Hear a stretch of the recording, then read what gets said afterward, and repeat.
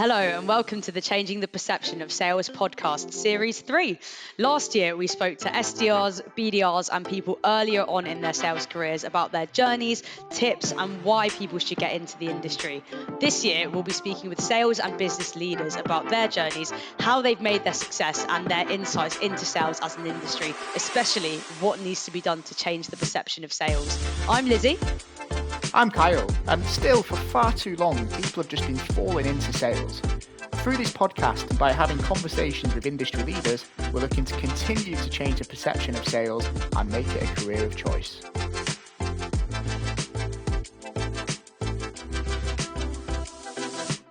On today's episode, we're joined by Paul Cheetham-Karcz, founder of award-winning advisory firm Sedulo and host of his own podcast, Taking Care of Business. On the episode, Paul talks us through his journey from founding the business, and we discuss how sales specifically has helped build it into the business that it is today. We also touch on what it takes to become a high performer in whatever it is that you do, and how to build personal resilience. Hope you enjoy the episode. Welcome to this episode of the Changing the Perception of Sales podcast, and today, delighted to say that we are joined by Paul Cheetham-Karcz. Paul, thank you very much for joining us today. No worries, thanks for having me on. Absolute pleasure. And to get things off, Paul, just for the listeners, please introduce yourself and tell us a bit about who you are. So, as we were just talking a bit earlier, I'm an accountant, and a lot of people say I'm not your typical accountant, which is I take as a compliment. But yeah, no, we are fortunate enough that I've been able to work on a number of businesses from all different, from consumer brands to marketing agencies, and I've helped grow them, sell them, floated some. The firm that I've got now, Sedulo, that I founded 13 years ago, has got getting close to 200 advisors, and we do everything from stocks to mortgages to accountancy to selling businesses, mergers, acquisitions. We do everything across 4 cities, and we've got a pretty cool client base, whether it's individual athletes, sports stars, entertainers, or it's some of the more corporate businesses that we work with that are also doing pretty well and in great sectors. Brilliant. Nice one, Paul. And we'll come on to Sedulo and I guess the journey of the business as well shortly. But I guess to address the elephant in the room, what you said at the beginning there is you're an accountant. And I'm sure people listening to this are probably thinking, Kyle, Lizzie, why have you got an accountant on a podcast about sales? So I guess to kick things off, quite a broad question. What are your thoughts and opinions on sales and the industry as a whole? Well, I think the first thing is there seems to be a dirty word in some areas, or a word, if you like, that people are scared of.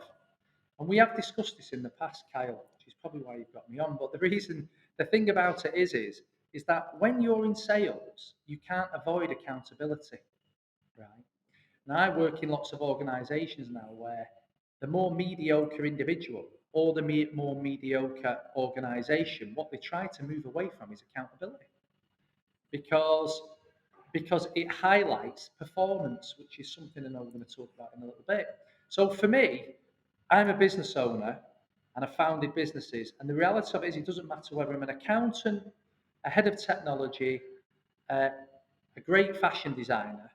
As soon as I've planted the seed, right, and I always look at businesses, growing them as like trees, and I'm pretty weird with like analogies and pictures in my head, but it's like a tree. And the seed of any business is the idea, right? That's the seed of the tree. But once you've got the seed in the ground, it needs water. And to me, that's what sales is. Because the minute you turn off the water, the tree dies. The minute you turn off the sales, the company dies, right? So that's how important sales is. And I don't think people look down on sales, because I think some people have that mythology, if you like, or ideology, that they look down on sales. And I don't think anybody does, because it'd be stupid. You know, if a tree looks down on water, it's pretty stupid. The reality of it is though, they're scared of it. A lot of people who are non-sales are scared of sales because it gives you such accountability. Now, the first thing I've got to do as a business owner is I've got to come up with why I'm doing it. I've got to come up with my idea. I've got to come up with a purpose. I've got to come up with why I'm going to leave a job to go and set up any type of business. And the first day, when I've set all that up, I've got to sell. So I can't say well, I'm an accountant, I'm not a salesperson.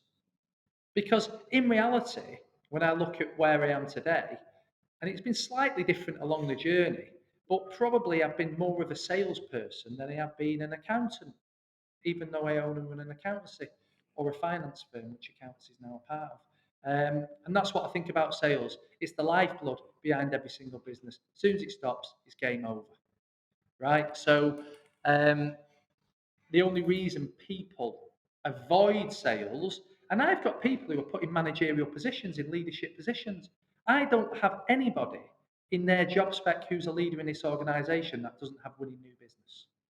How can you go to a table, say you're my head of wealth management, we have a wealth team here now, how can he possibly go and wait for everybody else in my picture in my head to bring the food to the table for him? He has to go out and he has to win.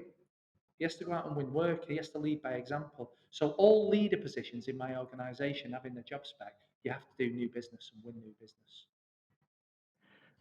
Love the analogies, by the way, with the tree. I'm sure we'll get plenty more analogies as the conversation goes on as well, Paul. But just coming back to what you said then, you said sales is the lifeblood of any business, and love that and completely agree.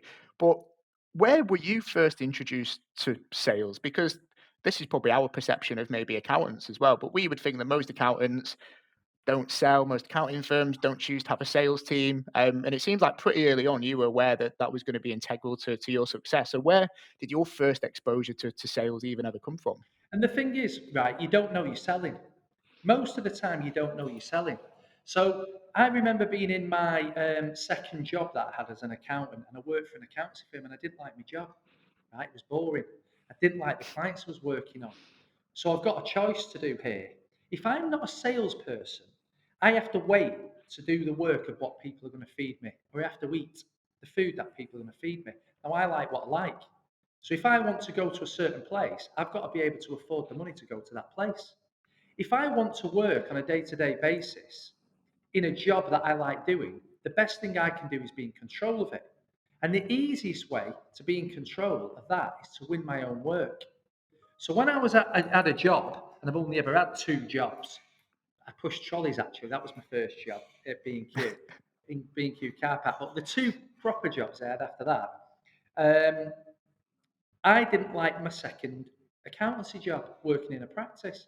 So what do? You whinge and moan about it, or you leave, or in that environment, I decided to be the person that would create a service and go and sell it so I could work on the work I wanted to do with the clients I wanted to work with. So at that point, and I didn't realize I was being a salesperson then, I just went out, created a service provision that they didn't have, and I went out and sold it. And I did that for about 18 months, and I developed a department that I wanted to work, of work I wanted to work on with clients I wanted to work on. And I effectively had my own little business unit within that team. And I quite enjoyed that for 18 months. But then I thought, if I'm doing this on my own for them, I might as well go and do my own thing. And as I said earlier, then you plant the seed, you're going to do your own business. Day one, you've got a business card, you've got a brand, you've got a purpose, you believe in it. What are you going to do next? You've got to get some income. And so you've got to sell. You have no option, no alternatives but to go out and sell. And so that's what you do. So what do I do at that point? I don't know. I'm 28 years old with an accountancy firm. It was only accountants then. And I have a black book of no one. And so I then start going, what are the different strategies?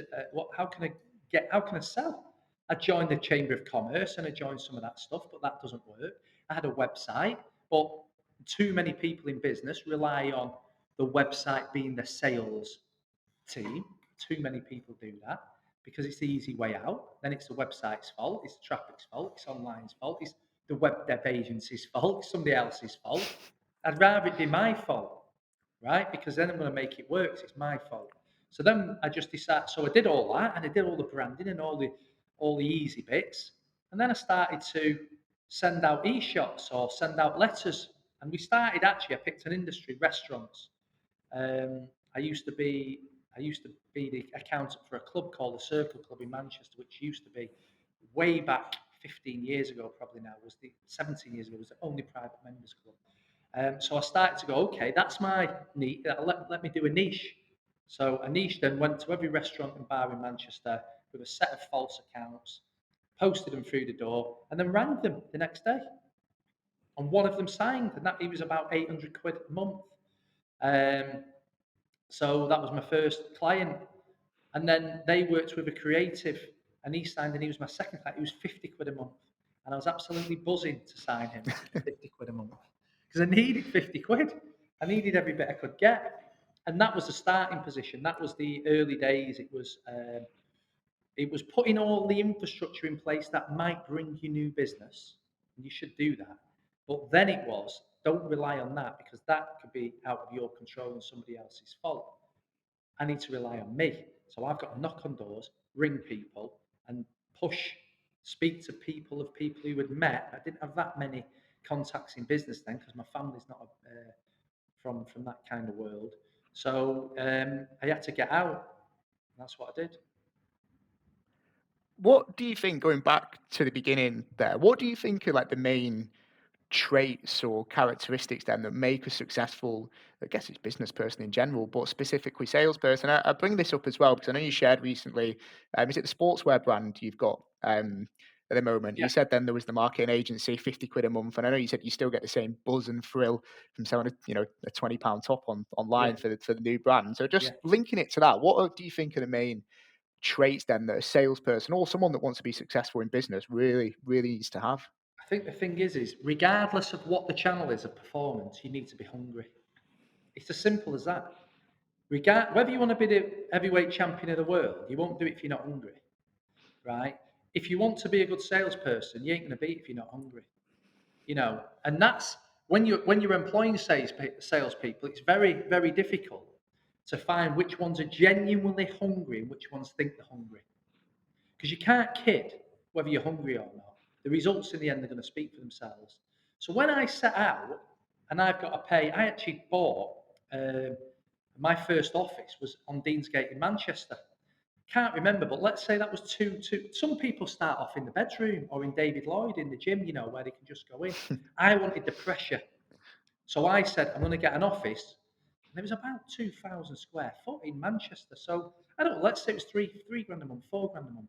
Then I needed to pay back then, probably I needed 2.5 grand a month to live on. I think it was at the start. And then you've got all the other bits. So all of a sudden I've got to do 10 grand a month, right? I can't get this off the ground until I do 10 grand a month. So I'm under pressure. I'm under pressure now. That's the first thing. And I'm hungry to get to a status, or I'm hungry to get to a milestone, right? Because whether it's being rich or whether it's having freedom or whether it's having a nice car, all those things are milestones further down the line. My original milestone is I can't fail. I just can't fail. So I've set myself up with some pressure and I can't fail.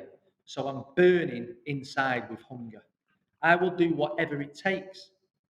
And I think that's whichever way you put a salesperson, whether you put them into a job, whether you're a graduate, whether you're setting your own business up, whether it's your 10th business, right? We talked about the sportswear brand, is about my 14th business or something. And I'm as hungry as selling a t-shirt today.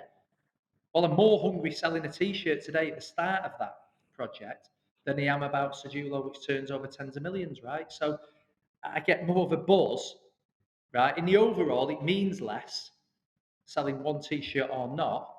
But I'm finding myself now. My missus helps run the brand, and she does run the brand, and I help her a little bit. But I'm there at night. I'm ironing. I don't even iron. I'm there. I'm ironing the shirt. She's doing a pop-up at David Lloyd, and I'm ironing the shirts, and I'm putting them in, and I'm packing the car. And sometimes I've got to go and set the rails up for her. And some people are saying to me, "You're 44, Paul, right? What on earth? You've got 200 staff. What on earth are you doing going back to doing that? You shouldn't be doing it." But I love it.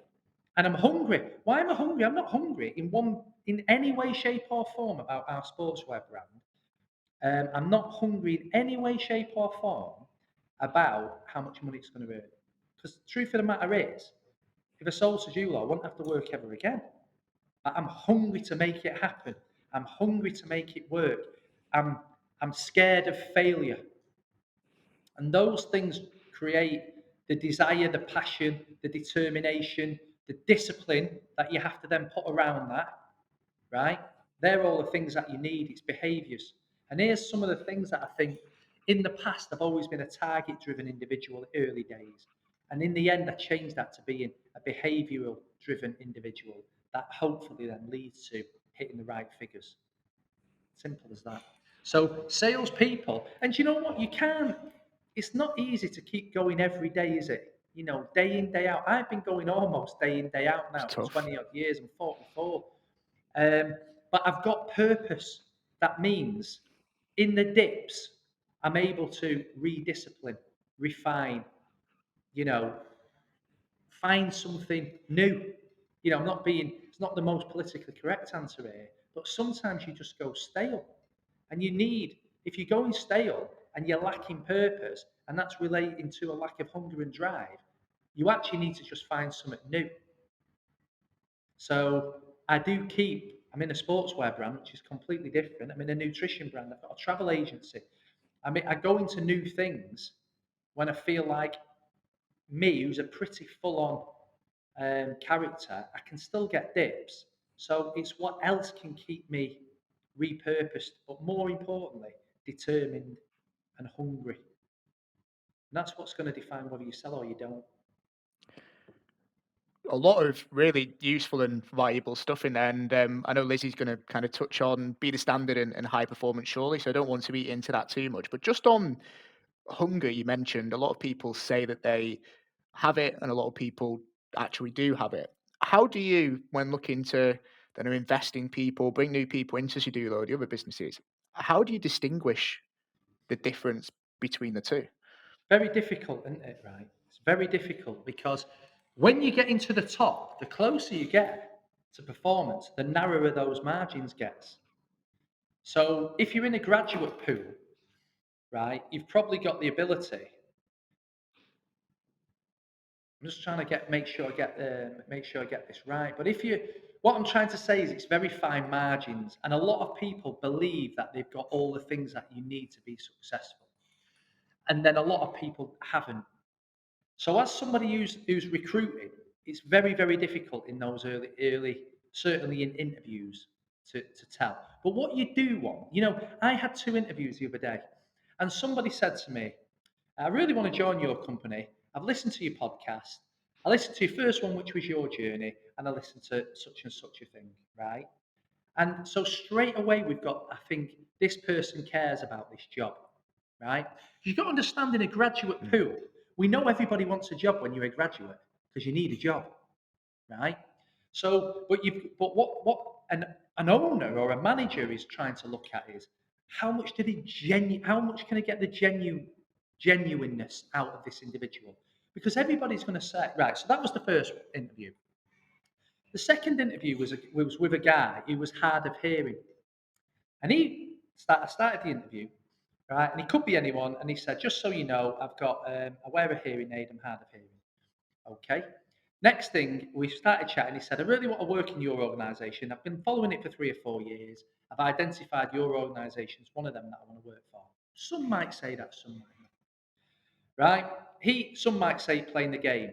He went, I don't think you've got anybody hard of hearing in your organisation. And I thought, he might be right. I think he is. And he goes, and I want to change that. Tell you what I want to do. When I start, if you give me the job, one of the things you'd like to do is I'd like to go all around your 4 offices and I'd like to give a talk about what it's like to live in a world where you're hard of hearing. Because there are things that people who are fully functional from a hearing perspective able to do to make my life as simple and easy as anybody else who's got 100% hearing, let's just call it for now. And he goes, and then I think your business can be a trailblazing business for people who are hard of hearing. Do you think I'm going to give him a job or not? Do you know what I mean? I didn't need to know what his CV was. I couldn't care less about he knew our business. He'd researched it. He'd understood it. And it was a non-sales role, this, by the way, but the principle's still the same. We're talking what you're looking for. And we didn't even talk about his technique. I didn't say, oh, what did you do in your last job? I wasn't interested. He'd sold me a dream of what he wanted to achieve within my organisation, and it fits with my organisation, and he got the job. The third one I interviewed, right? We're on recruitment, so we'll talk a bit of recruitment. The third one I interviewed, I have 15 minutes with every recruit now, or they don't get for them to get a job here because I'm on a cultural mission. Um, and I go. We're on a Teams call, 15 minutes. Say hello. She goes hello. I go. We have a bit of a chat. It's a little bit dry, but sometimes people are shy. So I said, just park that for a minute. I want to understand about you. Tell me about you. Just talk to me. What do you like doing? What do you mean? What do you like doing? Well, when? Well, this weekend. What are you going to do? I like travelling. I said, okay. And where do you like? What's your favourite place? And that stumped her. She went, not been travelling for 5 years. And I thought, well, we've been in COVID and you're 21, which means the last time you travelled, you were 60. You know, there was absolutely no passion. There was no No research. substance by There the was sounds of it as no. well. And so the difference between the two was one had researched the business.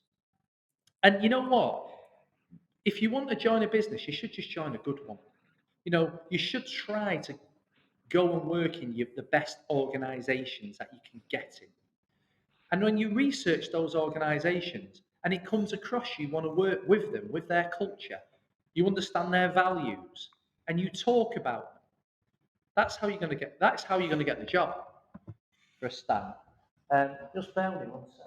That's how you're going to get the job for a start. And yeah, so it threw me a little, threw me now. So that's how you're going to get the job. Now, when it comes to sales, you don't actually know when they start whether or not they're going to work or not. You don't actually know that, but you know pretty quickly. I know pretty quickly from behaviours. You can tell who, I'm sorry to say the word, bullshitters are. You can point them out pretty quickly. Bullshitters are more bothered about what everybody else is doing and what's going wrong than they are about what they're doing wrong. Now, I think we're going to move on to high performance in a bit, so I won't go on to it too much. But when you look at top performers are quite happy. An Olympic gold medalist has been told all his or her life what they're not good at, and they've corrected it. And people who want to do well are happy to accept that feedback. People, if you are listening to this podcast and you don't like to accept feedback, which is, it's got to be put in the right way, right? But if you don't like being told what you're not doing right, sorry, what you're not doing wrong, you don't want to improve and you don't want to be an elite top performer.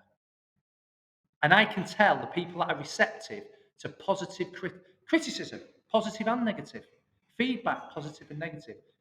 If you working with someone who's prepared to take all that and that feedback loop and that feedback cycle, then you know with someone that genuinely wants to have a good go at it. So I can tell by personalities I and think coming behaviours. back to Yeah. And I think coming back to what you mentioned before as well, going back to the interviews, I think the second person you mentioned, they have a purpose. Like there's a reason why, probably underpinning absolutely everything that they do, and it's no surprise that they really stood out. But I think we'll start to move on to high performance now. I think we've lost Lizzie as well, but we'll continue in the Yeah. aid of sales. But just coming back to something you mentioned about motivation before, from a personal perspective, you said for motivation, a lot of people it's more I want to achieve this in the future. I want to achieve this. You were quite honest in saying actually it was more the fear of this happening. Just share us a bit more about that and maybe now transition into how unlocking that can actually help, performance levels. You see, yeah, 100%. I mean, Alistair Campbell, who used to be Tony Blair's right-hand man, he did a talk at Be The Standard, so I've got to know Alistair relatively well. And he's got a book called Winners. And if you ever get a chance to read it, read it. It's brilliant for everyone. He's interviewed everyone from Barack Obama to Floyd Mayweather to Jose Mourinho. And unanimously, other than one, every single person that he interviewed, they were driven by a fear of failure, not by the outcome of winning, except Floyd Mayweather. Floyd Mayweather was the only one, the boxer, who never lost. And when Alistair asked him the question, Was you driven by a fear of winning or a fear of losing? He couldn't understand the concept of losing. He can't understand the concept of losing. And it's incredible actually to have that level of confidence. I certainly don't think it's arrogance, although some might say it is, but to have that level of self-belief. In reality, I wake up every morning thinking, whatever I've built, I could lose. Fear of failure.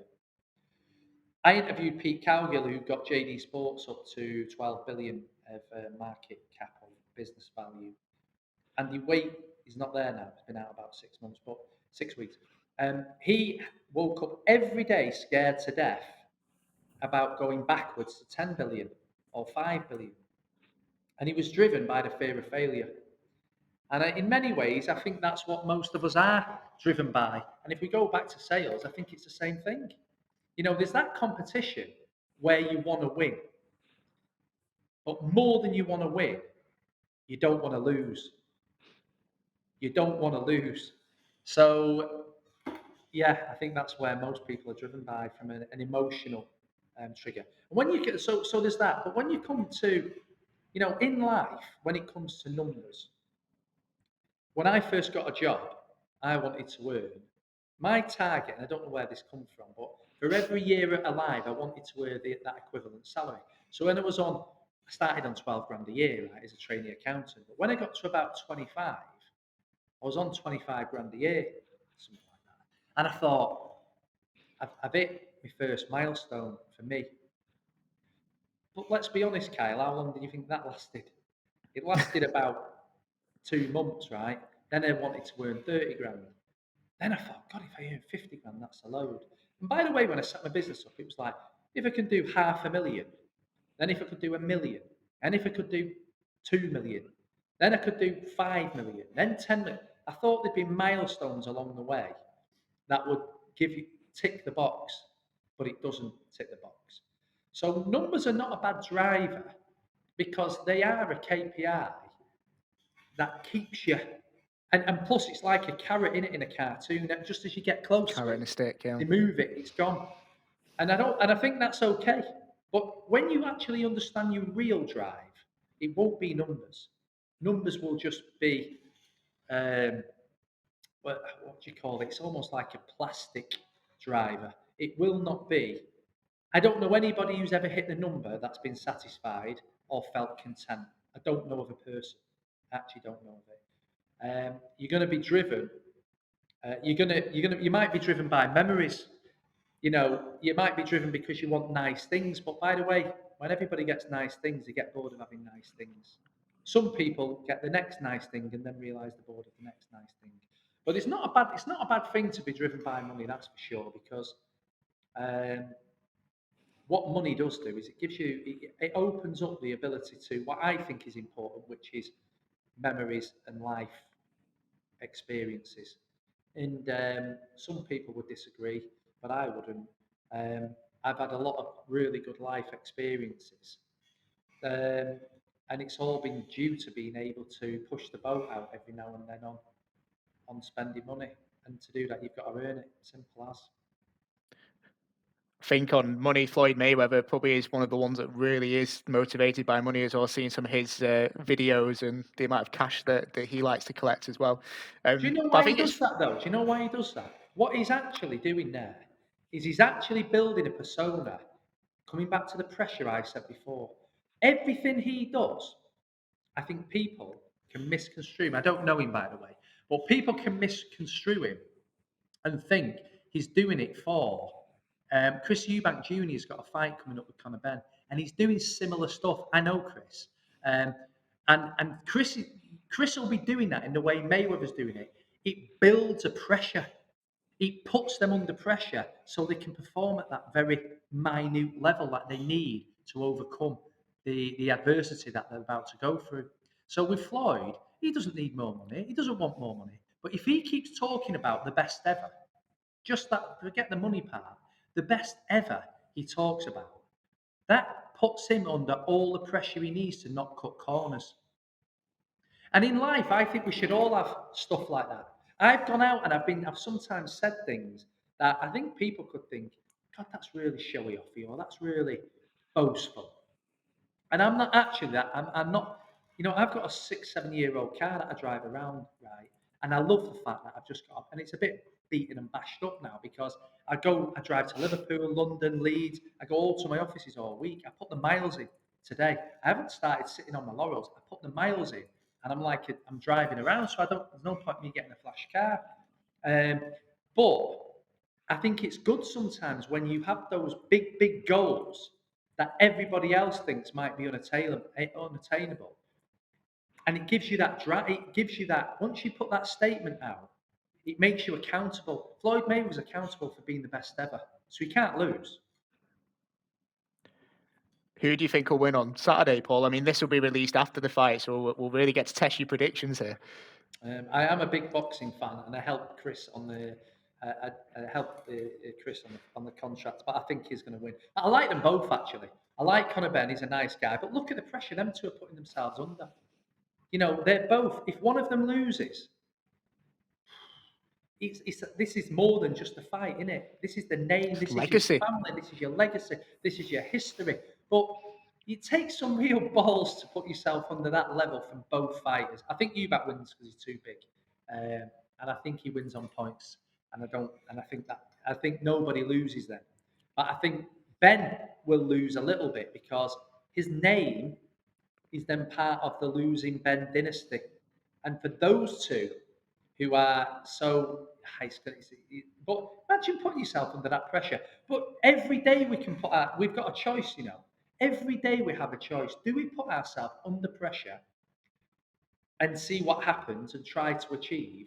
Or do we just keep tailoring it back a little, tailoring it back? Because you won't be as successful. The more pressure you put yourself under, the more successful you'll end up.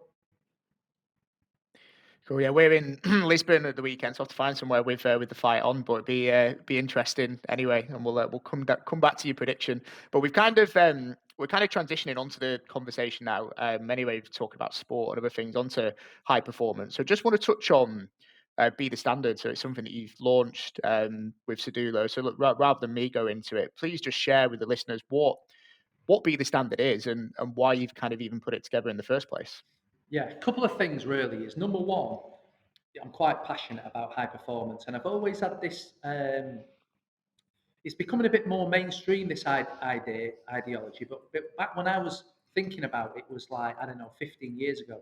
And my concept was we're all human beings, right? And we've all got potential. The only way you're going to fulfill that potential is if you create big goals and have determination and surround that with discipline, right, in order to create or meet or attain those goals. And I could never understand why people think it's okay for Ronaldo, right? This was back when he was at United the first time. People think it's okay for Ronaldo to lead a disciplined life 24/7, 7 days a week, give or take, in the food, his nutrition, recovery, sleep, all the things that a human needs to perform because his channel of performance is kicking a ball.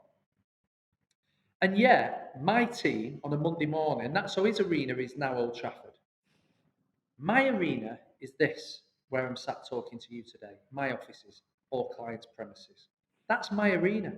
That's where I've got to be high performing. So if I'm turning up to my arena, when Cristiano Ronaldo turns up to his arena to perform, the preparation is perfect. If I want to perform today, Tuesday morning, right, on a podcast with you, if I would have gone out last night and had 10 pints and a kebab and got in at 3 in the morning and had no sleep, what kind of performance am I going to give? Right? And the same way, if I do it on a Friday night, my kids need me on a Saturday morning. As a dad, what kind of performance am I going to give when I don't want to get out of bed? I don't want to play with them. They've not seen the dad all week. And yet all I want to do now is lie in bed all day watching the footy, you know what I mean? And I'm throwing up and I want, and I need hair of the dog, right? So the reality of it is we've all got our different channels of performance. Some of it's been a boyfriend, girlfriend, husband, wife, brother, sister, good friend. Some of us have got work. We've got, recruitment. We're in a sales team. We're leading a sales team. We're owning a business. We're playing football. It actually doesn't matter. It's just a channel of performance. So what is it you need to do to make sure you maximize that performance as often as you can? Can't do it all the time. I'm not teetotal, Can't do it all the time, but I can have a general mindset of what does it take to have a high performing human function, human performing body. And I did, so I got to speak to a guy called Kevin Sinfield. He was one of our clients. Kevin's a rugby league legend. He's now an absolute legend of sort of fundraising for MND. He's Is he just doing about 6 ultra marathons in seven, 6 days, I've seen? seven, 7, wow. seven ultras in 7 days. He's doing in November. He said he'll raise 777,000, but he won't be surprised if it's more like 7.7 million. That's what I'm going for. He raised 5, I think, on his last one. So he run 101 miles in a day. So that's just what Kev does. But the one thing about Kevin is he's a very, very well put together human being beyond all that. And he's a lot of people's favourite sports person. So even though some listeners listening to this might not know who he is, top people know who he is. Gold medal winners know who Kevin Sinfield is. Alex Ferguson knows who Kevin Sinfield is. You know, Roy Keane knows who he is because he's got that. He's just a great individual and a great sports person. But I started to speak to Kevin and say, what was everything you had around you to get that elite, high performing human human performance that we don't have as a business owner or a manager or a leader, or it doesn't matter as an individual. We don't have that. And he went round and said, well, we had recovery experts, we had nutritional experts, we had diet experts, we had exercise experts, we had recovery experts, we had psychologists, we had all these things around us. So, I've seen a lot of people who are, and I'm one of them, who are like incessantly um, motivated, right? And sometimes that can tip over the edge and it become harmful. Um, and we all need to be careful of that in all our jobs. If we're in sales jobs and we're accountable, you're under pressure every day. We need to be careful of that. So we need to do things every single day that reduce the stress bucket and the pressure bucket. Me, for example, dead quickly before carrying would be the standard, every day I make sure that I drink 2 litres of water. Every day I make sure, if I'm not sleeping and I measure my sleep through a Fitbit or an Apple Watch, that I meditate before I go to bed. I make sure I get my sleep scores up. I make sure that I train at least 5 or 6 times a week. I make sure that I read. I make sure I take some minutes out to myself in a day. I've mentioned water, nutrition, diet. That really means that my stress bucket when I start the day is as low as it can be. Because I know I'm going to get things outside of my control, right? Things outside of my control are going to tip me towards my limit. Now, if I start the day as a 7 out of 10, stressed, I guarantee you by the end of the day, I'm going to be a highly stressed, highly anxious. And in the past, I've been in a state of panic attacks. So I live a life, I reduce my caffeine and I reduce my alcohol. I knew there were 2 other things that I couldn't think of. I'm saying on a day-by-day basis that I monitor, keep my stress levels down. Because when you think a big deal is going to go through and something happens outside of your control, there's nothing worse. But you need your levels of stress as low as you can in order to be able to keep the stress in the bucket. You start as a 7, you get annoyed because you're late in the traffic or the bus or your train's delayed or you stood up, you're at an 8. Then you're trying to do such and such a thing, somebody gives you a grunt in the morning, they annoy you, a 9, and then that deal doesn't come through. The deal you've been dying for to hit your targets. And it was virtually 99% there. All of a sudden now, it's 2 days to go before the end of the month and the stress is too high. Anyway, long story short, so I created Be The Standard to put all those things around real high performing in what actually is business owners. So we've had everyone from David Hay, Alistair Brownlee, Rebecca Adlington, Gary Neville, Levi Roots, Karen Brady, Alistair Campbell, Sugar Ray Leonard. I've got Nick Leeson coming over in 2 weeks, who, if you don't know if you remember him, he might be too young, but he there's a film about him called Road Trader. Ewan McGregor plays him in Road Trader. He actually brought down Barings Bank. He was the ultimate city boy, and he brought down a bank that was far bigger than Barclays and the UK banks we've got. It was a US bank, I think, and he brought it down single-handedly. So I've got him coming over next month. The founder of Reebok. Foxy off SAS, who dares wins. So it's half about, a lot of it's about mindset, because a lot of any question you ask me, it's very rare I'm going to answer it with a technical answer, because it's not about, in many ways, it's not about talent. It's about preparation. It's about recovery. It's about discipline. It's about motivation. It's about hunger. It's about, they're the things that are going to define whether you're going to be successful in your role or you're not. How important, Paul, is coming back to, you mentioned meditation there. How important is discipline and consistency and all of that? And the reason I ask, I've heard you say, or we've spoke about before, I think people have asked you about meditation and they said, oh, it doesn't work for me. And you go, how many times have you tried it? I only tried it once. And the reason I bring this up is a lot of salespeople, I think, fall in the trap of trying something new on a cold call, but only trying it once. Sending a video or a letter to a client, it doesn't work, only try it once. Like, how important is discipline and consistency in all of this? You speak to an Olympic athlete about how they won the 2 gold medals, like Rebecca Adlington or Alistair Brownlee, and they'll tell you it's to do with discipline and consistency. And if you look at talking back to meditation, I find it really strange, right? I mean, I go to the gym most days.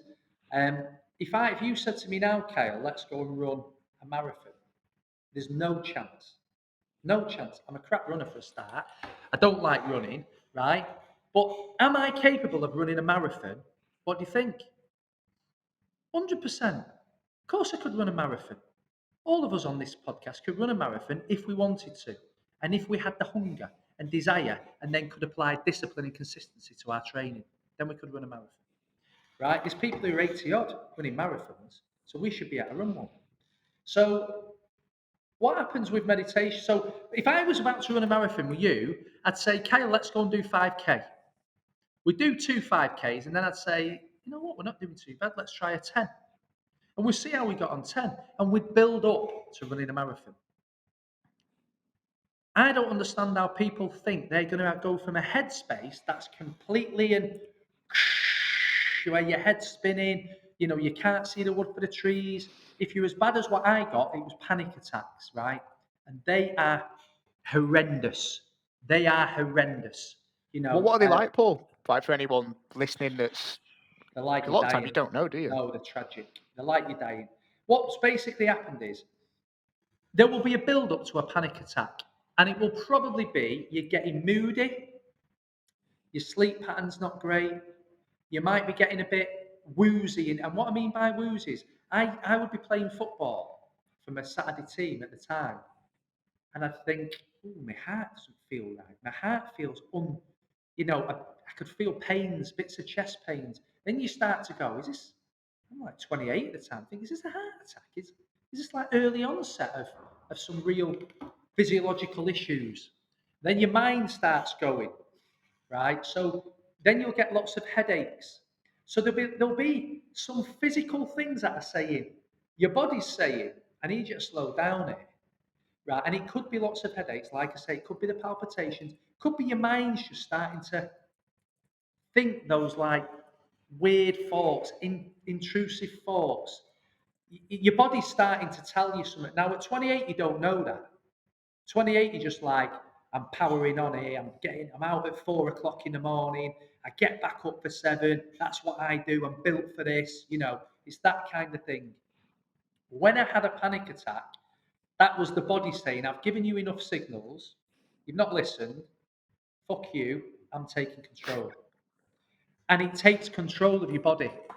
And I can only imagine it to what it's going to be like when you die, because it feels like you're about to die. It feels like if we had a battery or a plug, it's like when you take the plug out of a Hoover. A panic attack instantly switches your body off. So in the way it switched my body off is I couldn't walk. My legs just went. Then my breathing started to go. And I thought, I'm trying to get my brain to override. And then, of course, it's making it worse because my brain is going, my legs have gone. There's less air getting to my legs because my chest is now like this. My heart's now starting to ache because it's pumping and pumping and pumping because I'm doing shallow breathing. and I'm feeling dizzy because I'm shallow breathing.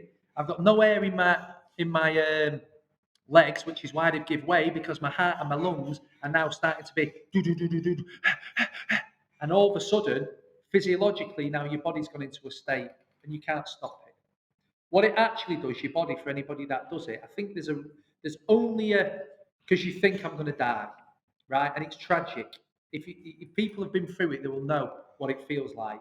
Particularly the first few, when you genuinely sit there and think, I'm 28 years old, and I was in a precinct in Poynton in Stockport, and I thought, wow, I'm going to die at the age of 28 in the middle of a precinct in Stockport. How embarrassing! You know what I mean? Um, anyway, long story short, because it is an important point, this, in the industry you work in, because we do test ourselves and we do push ourselves to the limit, and we do want to high perform, and we do want to beat everyone else, and we are scared of losing in our team, and we are scared of not being the best salesperson in our team anymore. So we take ourselves to the edge. It's a really important point. Um, I got to that point, and it happened to me then, probably for about 6 months every week. And the only way it would go is when I finally got someone to get me to A&E, and then they would put me and give me all the what they call the heart scans. I've got what it's called now. The heart scans and brain scans. And when they told me it was all right, as quickly as it got unplugged, it got plugged in, Kyle.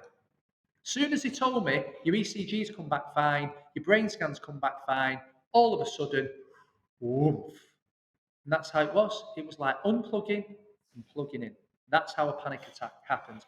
By the way, I didn't finish this. A panic attack, you think, how am I going to get out of this? Your body produces chemicals to solve the issue, right? And you can only be in a panic attack for a state of a certain amount of time. I can't remember what it was now. So if you ever do go into one, right, just for anyone on the call, you will come out of it, right? So you just got to try not to be too afraid, because it's pretty terrifying, mate. I'm not going to lie. Anyway, long story short, the reason why I talked about all the disciplines I have on a day-by-day basis is I can tell you today I'm a 3 out of 10, right? So I've got a coffee, right? I'm out on, I'll have a few beers or a glass of wine on Saturday to watch the boxing. But if I was an 8 out of 10, I would be meditating every day. I would be on water and no caffeine. I would continue with my exercise. I would cut out all sugars, because it gives you mood crashes, as we know. Every 2 hours, ghrelin kicks in. You either eat more and feel shit about yourself, if you're like me, or your mood crashes. So I would avoid sugary foods. I'd go on a protein and fat diet. I do all this when it's getting to a 7 or an 8 cal, because I ain't taking the chance of going back into that stage where I used to have panic attacks. For you, like you said, really important, particularly in the industry we're in, high pressure targets, particularly at the end of month or end of quarters, everyone's being pushed to the limit. And I think there's just little steps there that you mentioned that comes into discipline and consistency, not only with your sales performance, but actually just your own kind of mental health and well-being as well. And that's what sports people do, Kyle. I like to learn off sports people. When what they do is they put themselves to the very, very limit of pressure and high performance. But they don't do it and discount everything else, mate. They don't do it and sleep poorly, drink poorly, eat poorly, don't meditate. They all have meditation and recovery within. So they really look at recovery. And as business people, as employees or as managers, what we tend to pride ourselves on is how little recovery we need, right?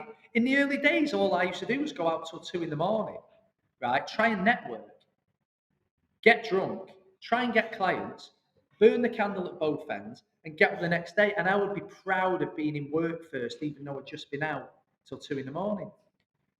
You wouldn't get any top performing athlete being proud of that kind of behavior. They would say you're mad. And we should approach this same approach in day-to-day life. Recovery to a sports individual is by far the most important thing, not training, recovery. That's what's going to lead to better performance and consistent better training. So we as if you like, working athletes, I call us everyday athletes. I try to live my life like an everyday athlete with an 80-20 rule. And sometimes I break it. If I go away to Marbella for August, I'm not going to live an 80-20 rule. But the day I come back, I get back into an 80-20 rule. That's the key, is to get back to that discipline and consistency. And I think they're rules for life then. That's whether or not you're trying to, if you want to get sales this week, you've got to be disciplined and you've got to be consistent. If you want to lead a nice life, you've got to be disciplined and consistent. If you want to be good at football because you play Sunday football for your team, you've got to have some discipline and consistency. The rules of life, really. Yeah. No, really, really insightful stuff. And just on the topic of high performance, I mean, we could, I'm conscious of time, so we're fastly approaching the time we had put in, but it's really good stuff. And I think to summarize there, if you're working in sales, discipline, consistency, not just trying something once and then saying it didn't work, you have to keep on going, keep on doing it again. And I think coming back to be the standard, you almost surround yourself with other high performers, people that you can learn off. So people in your team, your managers, maybe even externally as well. Surround yourself with high performers, be disciplined, be consistent. And that's a way to make sure you're achieving what you set out to. 100%. I tell you what, if you're the Moving, smartest person in the room, you need to change rooms. yeah, That's what I would say to salespeople. If you're the smartest person in the room, over a period of time, you'll become stale. That's the point where you need to change rooms and test yourself. You need to go outside of your comfort zone and test yourself. Too many people avoid that. Tell you one thing I've always done as well, Cal, from a sales perspective. I don't sell the most anymore in my organisation. I'm quite proud of that. Some people get egotistically scared of that. I'm really proud yeah, that I don't sell the most anymore, because I did for probably the first 12 years, and for the last two, I don't. I'm actually quite proud of the fact I've helped develop other people that are now contributing to the sales funnel.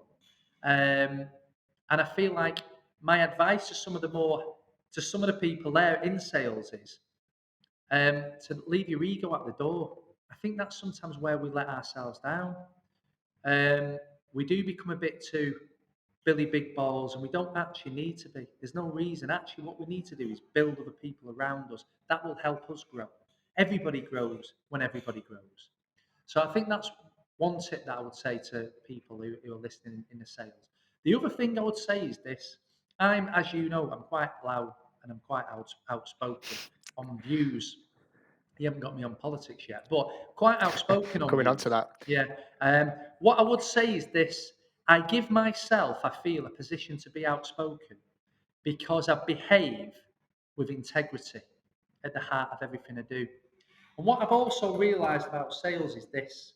Sometimes it's tempting to make that sale when in your heart of heart you could put the candidate with the organisation, because you need to hit that figure that month.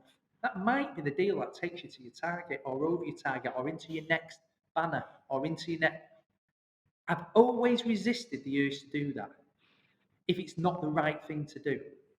And I can't tell you, 13 years on, some of the relationships I've got and some of the clients that I've got, which are huge and I'm proud of.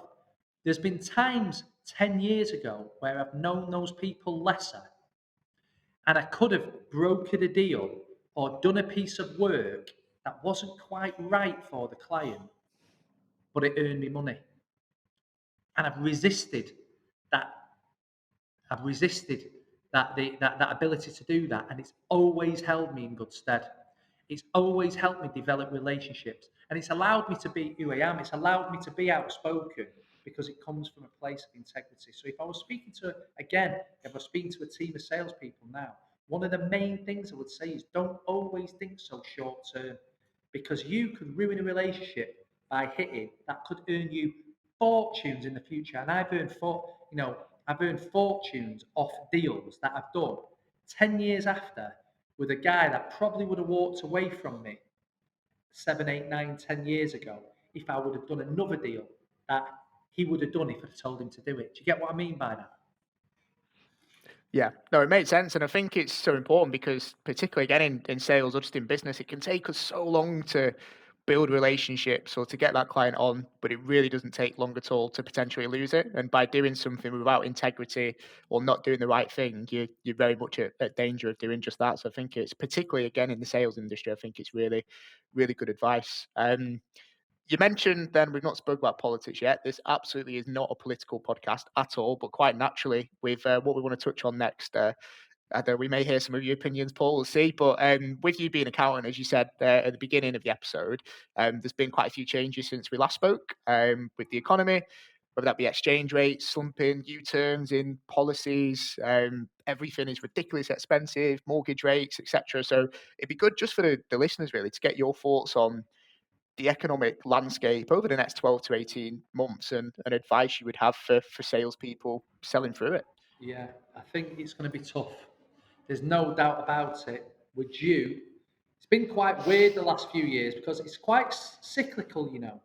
It's quite cyclical since the Second World War. You get an up, you get a dip, it tails off. You get an up, you get a dip, it tails off. You get an up, but it does tend to do that. You know, if you look at house prices, if you look at stock markets, they all go up if you drew a line, and it usually happens about every 15 years that cycle.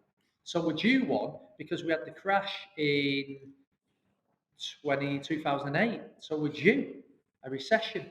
This time we've had COVID, which held us back. We've had Brexit, which has caused us problems. We've had God knows how many political leaders in the last 4 years. I think four now. So it's been quite traumatic, really, for the economy. Um, Nevertheless, it looks like we're about to go into the next recession.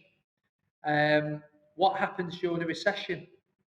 First of all, there's winners and losers, right? Not everybody loses in a recession. So put yourself at the point where you're of the right ilk, whether that's learning, training, whether that's personality, behavior, hard work. You know, businesses will go bust and businesses will win. People will lose their jobs and other people will win. That's what happens in a recession. So it's not all bad.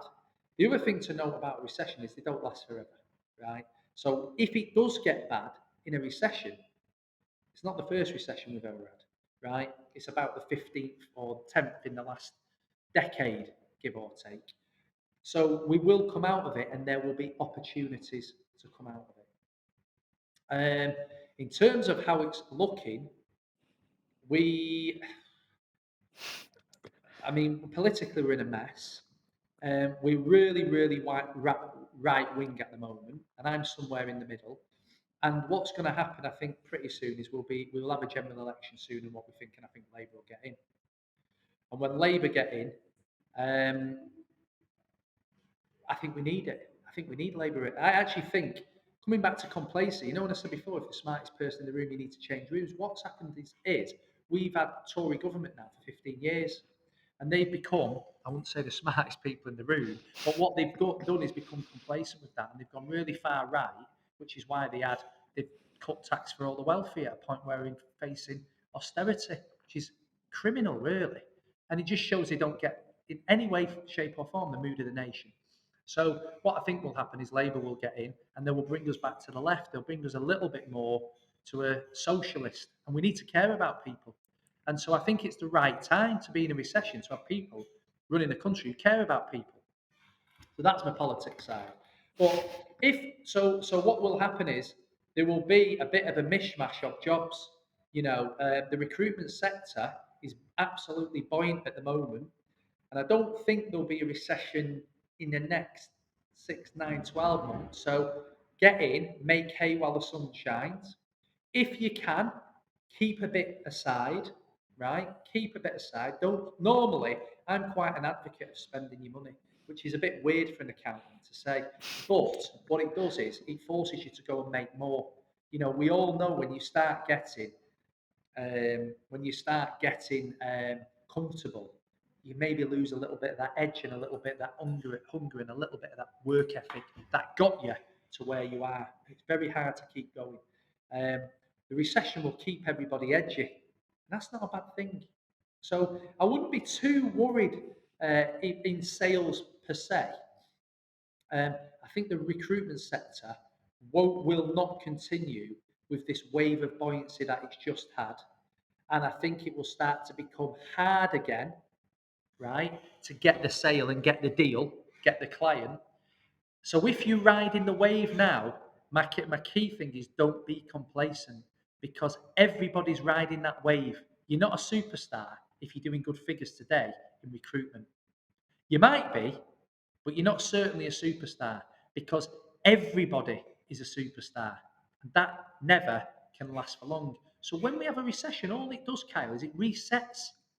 I'm not really scared about a recession. By the way, my business is going to have to deal with a recession.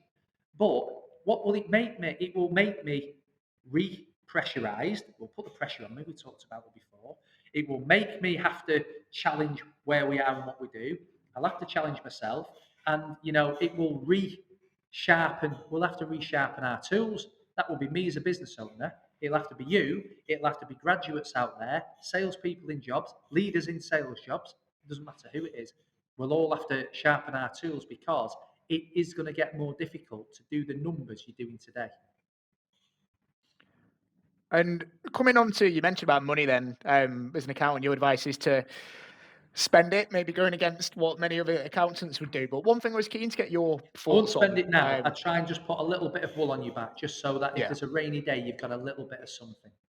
Yeah, bit of a buffer. Yeah. But on the point, what we find is a lot of graduates, young people get into sales, and very early on they can be earning really good money, big commission checks. And the reality is, a lot of people probably do what you said, spend it all on a night out, do this, do that. What advice would you give to people early on in the careers that are finding themselves in a position where potentially earning a lot more money than they maybe thought they would be doing? Oof. It's a tough question, that, Kyle. It's a tough question, because we deal a lot with players and the sports people who are earning lots of money. We deal a lot with players, right, who are earning lots of money early doors, and they haven't got the mental capacity in the main to cope with it at such a young age. And neither did I, and I was an accountant at the age of 24, right? But I didn't have the mental capacity to deal with it. Where it's different for sports people and athletes is they have got a really short shelf life that they're going to. And the worst part as being a sports person is you earn all your money when you're ill, where you have a complete lack of tools to do right with it. So if it's a sports person, right, and this is why I'm just caveating what I'm going to say in a minute. If I was a sports person, I'd be like, you're in at an early age, you save money, you invest in stuff, you put money away, you invest in different Now, let's be realistic, but because at 35, they're going to end the fight career, end the football career, whatever it is. That is the advice that I drum home all the time to sports people. But let's be a bit more realistic now. If I'm me, age 24, and I'm on a certain amount, so long as I know in myself I'm going to have the discipline, consistency, and all of the things we've talked about on this podcast to keep going, I've got year after year after year where my money should go up and up and up and up and up. So I'll tell you what I did. I spent it. I got myself a house, by the way. So I wanted to get a house, and it was a bit easier then than it is today. So one of the first things I would be looking to do is get a house, because they might come down temporarily. We might see a housing crash at some point, but then they only bounces back and goes up, just like we see the exchange rate crash last week, and now it's back up to 113 to the dollar, which is give or take 150. It's been about 115, 116 before it. So you do always get a rebound. What I would say is this: the earlier you're saving pensions, the better, right? But everybody listening to that's going to think, bothered about pensions, around spending a night out. If you read the book, the book's just escaped me. It'll come to me in a second. But in the book, City Boy, I think it's called. Oh, no, Rich Dad, Poor Dad. Don't know if you've read Yeah, the I thought book. that was the one. Yeah. If you read Rich Dad, Poor Dad and you put away, I think it's something like $250, it says there, until you're 65, you've only put 157,000 in over that year, those years, but it's worth over £1 million at the end of it. The earlier you can put some money away, the better. The earlier you can get a pension, the better. The quicker you can get on the housing market, the better. The quicker, there's all those things that you can do as early as you can in your life are going to lead to a better life. But let's be honest, if you're 20 odd, are you really going to be considering that? I don't know whether you are. If you can, well played. If you can, I don't think it's the end of the world, Kyle, because I think that in a sales career, there's plenty of time for you to push yourself up the ladder to earn more money a bit further on. And I think that's more realistically what people are going to do. Now, if you're disciplined, but one thing I did is I got straight on the property ladder. I got myself a property as early as I could, because the longer you leave it, the more the house prices are going to go up and the more difficult it becomes. Yeah, and it's certainly not easy at the moment as well. But I think some good advice there. Look, time's really escaped us, Paul. So we've got one more question just to finish off on, and it's kind of because you mentioned a couple of recommendations, Winners by Alistair Campbell, Rich Dad Poor Dad. You've just mentioned them, but what's the one book or podcast that you would recommend that everyone listening to this has to read or listen to? Good question. My favourite book, I mean, I read a lot of sports podcasts because I'm interested in the mindset of an athlete. My favourite book is Shoe Dog by Nike and by the Nike founder. And the reason why it's my favourite book is this: in a lifetime that we live right now, everybody wants to be successful immediately. There's this immediateness of success, or it's deemed a failure. I've got a sportswear brand you mentioned before, and we do 2 or 3 orders a day. People think that going to set this brand up and it's going to challenge. It's not going to challenge anyone for years. And I think Nike, Phil Knight, who founded it, talks about the struggles. We should all understand that we all have struggles in any channel of life. And the second thing he did was he talks about how difficult it was to get, I think it was $1 million of turnover. It took him 10 years. It took him 10 years to get Nike $1 million. Now look how big a success Nike is now. But everything was built underneath. Nobody sees that, but you can read the book and you can hear from the horse's mouth that no success happens instantly. By the way, I've seen it happen instantly. And do you know how quickly it was taken away from them? Instantly. So you shouldn't wish. Be careful what you wish for, I say. You shouldn't wish for instant success. You need to learn along the way. You need to lose along the way. You need to have pitfalls and hurdles and hit barriers along the way, so that when you get to a certain point in your career, you're able to deal with certain things, and it's a preparation period for the future. So even though you might never want to set up your own business, it actually doesn't matter. The philosophy is the barriers and the hurdles and how much painful time it takes to be successful in any channel, and in his case it was Nike, is there laid out in a book. So I think that's the kind of book. But I like Rich Dad Poor Dad because I think from a working class family where I was, I speak now to my mum and dad about some of the things I do, and it's alien to them. By the way, they used to advise me really incorrectly, because they advised me as a working class mentality. And we have to understand, in this country, people want the working class to stay the working class, Kyle. People want the working class to stay in their box and stay in their lane. That's why education doesn't teach you how to make money, or how to meditate, or how to eat properly, or how to be a great example of a human performing being, or it doesn't tell you how to do your taxes, or it doesn't tell you how to save for pensions, does it? Or how to invest. Why education teach you how to work out the square surface of a triangle? Photosynthesis or all this. Exactly. Well, photosynthesis is pretty important in life, by the way. But certainly working out what the dimensions of a triangle you're never going to use again.